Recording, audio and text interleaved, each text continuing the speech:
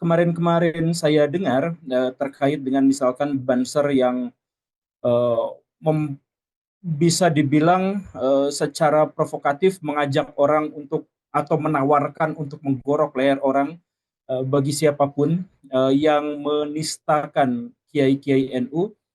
Saya pernah mendengar ancaman itu dari Jamaah Islamiyah. Saya pernah mendengar ancaman semacam itu tuh dari ISIS.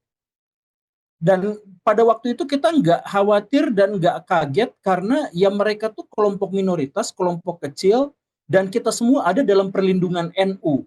Jadi orang-orang di Indonesia pada waktu itu selama ada NU bersama dengan kita, ISIS yang bawa-bawa bom kemana-mana, JI yang menteror bangunan-bangunan di Indonesia dan sebagainya, itu tidak terlalu dikhawatirkan karena kita ada bersama NU, kita di tengah-tengah NU, NU adalah ormas terbesar di Indonesia yang sangat moderat, yang terbuka dalam ruang-ruang diskusi, terbuka dalam klarifikasi, validasi, tabayun, atau hal yang semacam itu. Nah, jadi sekarang tuh kita mengalami kekagetan berganda. Kekagetan yang pertama itu adalah bagaimana ceritanya ada NU yang mengatakan itu, padahal itu adalah kata-kata yang dulu diucapkan oleh musuh-musuh terbesar NU.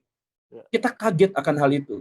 Dan kemudian yang keduanya itu adalah kekagetan kita berpikir, dulu kita nggak khawatir dengan ISIS karena jumlah mereka sedikit.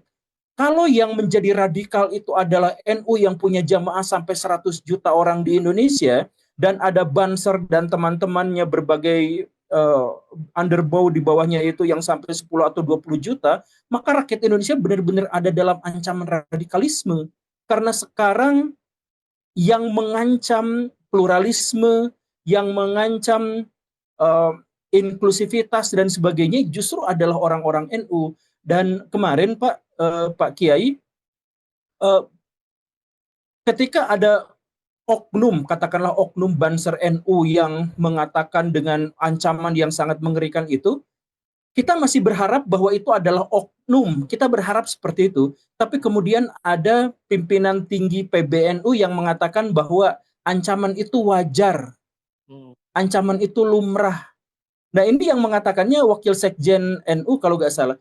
Ya. Itu membuat kita menjadi lebih khawatir lagi karena wow, ini bahkan sudah level kelembagaan mengatakan seperti itu. Nah, inilah kekhawatiran-kekhawatiran kita. Jadi, mari kita berpikir dalam konteks kebangsaan Indonesia. NU dulu ada kader Banser kalau tidak salah yang rela mengorbankan jiwanya bawa bom keluar dari gereja menyelamatkan jamaah-jamaah orang Kristen yang mau melakukan ibadah. Dia meledak di situ, dia meninggal di situ demi membela orang-orang non-Muslim. Itu karakteristik Banser, itu karakteristik NU yang kita ingat. Mereka itu adalah kelompok orang yang mungkin keras, mungkin kasar, tapi kekerasan dan kekasaran itu tidak pernah menyasar warga Indonesia, bangsa Indonesia yang hidup dalam pluralitas seperti ini. Makanya kita benar-benar kaget, dalam kagetnya berganda seperti itu.